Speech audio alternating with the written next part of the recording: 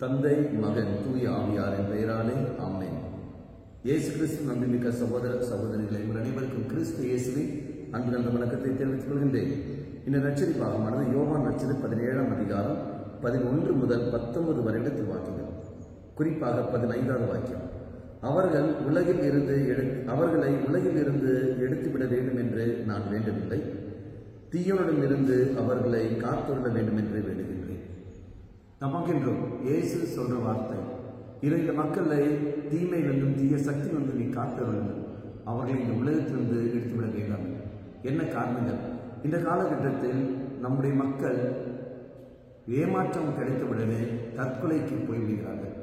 எதிர்பார்த்தது கிடைக்காத காரணத்தினால் தற்கொலை எண்ணத்துக்கு போய்விடுகிறார்கள், தற்கொலை செய்து கொள்கிறார்கள். அப்படி இந்த தற்கொலை எண்ணங்கள் அதனுடைய ரேஷியோ அதிகமாகிக் கொண்டே வருகிறது. அப்போ பார்க்கும்போது மீண்டும் நானும் வாழ பிறந்தவர்கள், வாழ வேண்டியவர்கள்.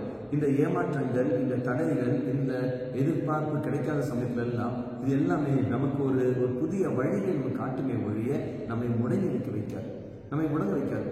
மாறாக அது என்னை பக்குவப்படுத்தும். நமக்கு வேண்டிய ஒரு சக்திகளை அது தரும். எது செய்ய வேண்டும், எது செய்யக்கூடாது, எப்படி செய்ய வேண்டும், எப்படி செய்யக்கூடாது எல்லாம் அது கற்றுத்தரும்.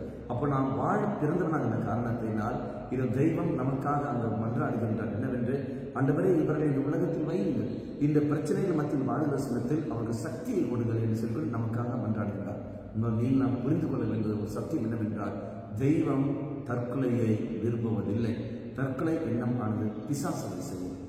நான் வாழ பிறந்தவர்கள், எப்பேற்பட்ட தடைகள் ஏமாற்றங்கள் கடந்தாலும் சரி, நாம் வாழ வேண்டும், வாழ்வை தீர வேண்டும். காரணம், நம்முடைய தெய்வம் வாழ்வோரின் தெய்வம். இதோ நமக்காக தெய்வம் கொண்டாடுகின்றார். ஆண்டவரே, அவர்களை இந்த பலவீனத்தோட எண்ணத்தில் வாழ்கின்ற அவர்களை தீயனுடனிலிருந்து, தீய சக்தியிலிருந்து நீ காத்தரும் என்று நமக்கு கொண்டாடுகின்றார். அப்போ நான் சக்தியை பெற வேண்டும் என்றால், நான் அந்த தீமையிலிருந்து நான் விடுதலை பெற வேண்டும் என்றால் நான் எங்கு வர வேண்டும்? இதா பலிப்படுத்து.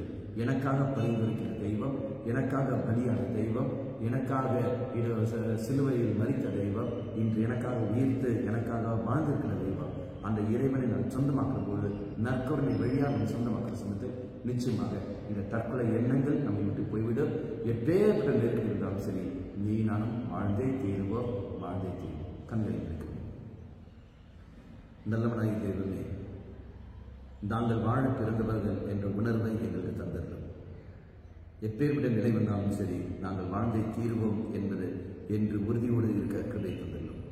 அம்மா மாதாவே, தெய்வ மாதாவே, எங்கள் மாதாவே, என் அன்னையை விசேஷமாக எங்களுக்காக பணிந்து பேசும். ஆமென்.